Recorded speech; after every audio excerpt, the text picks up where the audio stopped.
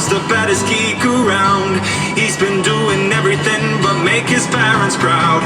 He tried his best to study hard, but still he got too drunk. Won lots of beer pong tournaments, but still he had to flunk. His ex-girlfriend got a girlfriend. It's Barbie, tried a female Ken, but with no white ball. It's the red cup.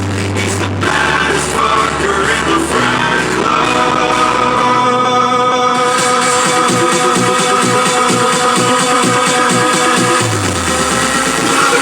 Then he does the punk dance.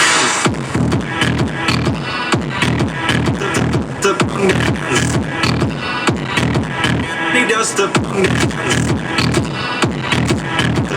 The punk dance.